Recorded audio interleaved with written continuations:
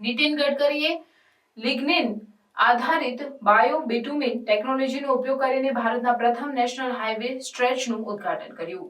કેન્દ્રીય માર્ગ પરિવહન અને રાજમાર્ગ મંત્રી નીતિન ગડકરીએ મહારાષ્ટ્રના નાગપુરમાં લિગ્નિન આધારિત બાયો બિટુમિન ટેકનોલોજીનો ઉપયોગ કરીને વિકસિત ભારતના પ્રથમ નેશનલ હાઈવે સ્ટ્રેચનું ઉદ્ઘાટન કર્યું. મનસારમાં NH44 પરનો આ નવીન સ્ટ્રેચ ટકાઉ માર્ગ નિર્માણમાં મહત્વપૂર્ણ માઇલસ્ટોન છે. પ્રજ ઇન્ડસ્ટ્રીઝ દ્વારા CSIR central road research institute, national highway authority of India અને ઓરિએન્ટલના સહયોગથી વિકસિત આ પ્રોજેક્ટમાં કાગળ અને લાકડાના ઉદ્યોગના બાય પ્રોડક્ટનો લિગ્નિનનો ટકાઉ બાઉન્ડર તરીકે ઉપયોગ કરવામાં આવ્યો છે. આ ટેકનોલોજી બિટુમેનની અછતની સમસ્યાનો ઉકેલ લાવે છે અને કુલ પુરવઠામાંથી હાલમાં 50% આયાત પર ભારતની નિર્ભરતા ઘટાડે છે.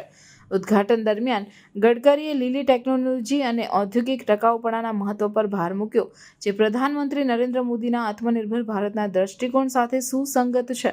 તેમણે આ પહેલ મોટા પાયે સ્થાનિક ઉત્પાદન અને ભારત માટે ટકાઉ ભવિષ્ય માટેનો માર્ગ મોકલે છે તે અંગે ભાર મૂક્યો. ગડકરીએ બાયોફ્યુઅલ્સ અને વૈકલ્પિક ઉર્જા સ્ત્રોતોને પ્રોત્સાહન આપવા માટે સરકારના પ્રયાસો પર પણ ચર્ચા કરી. તેમણે મકાઈમાંથી ઇથેનોલ ઉત્પન્ન કરવાની સફળતા ઉલ્લેખ કર્યો અને જે મકાઈની કિંમત 1200થી વધારીને 2400 પ્રતિ ક્વિન્ટલ કરી છે. તેમણે આશા વ્યક્ત કરી કે ખેડૂતો ટૂંક સમયમાં હાઇડ્રોજન ઉત્પન્ન કરી શકશે, જે તેમના આર્થિક દૃશ્યને વધુ મજબૂત બનાવશે. આ પ્રોજેક્ટ ફોસિલ આધારિત બિટુમેનની તુલનામાં ગ્રીનહાઉસ ગેસ ઉત્સર્જનમાં ઓછામાં ઓછા 70% ઘટાડો કરીને વૈશ્વિક ટકાઉપણાના લક્ષ્યોમાં યોગદાન આપે છે, તેમજ બાયો રિફાઇનરીઝ માટે આવક પેદા કરે છે અને પરાળી દહનને ઘટાડે છે.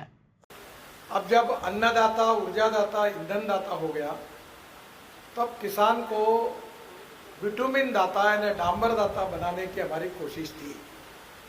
आज किसान डांबर दाता भी हो गया है और आगे हमारा उद्देश्य है कि किसान हाइड्रोजन भी तैयार करे, क्योंकि गेहूँ, चावल, मक्का, गन्ना ये सब लगाने के बाद उतना प्रॉफिट नहीं मिलता और इसलिए आने वाले समय में किसान को अगर जैसे कॉर्न से, मक्के से इथेनॉल बनाने का निर्णय जब हमारी सरकार ने किया तो मक्के का भाव 1200 रुपये क्विंटल था और जब मक्के से इथेनॉल बनना शुरू हो गया तो मक्के का भाव 2400 रुपये क्विंटल हो गया, दुगना हो गया.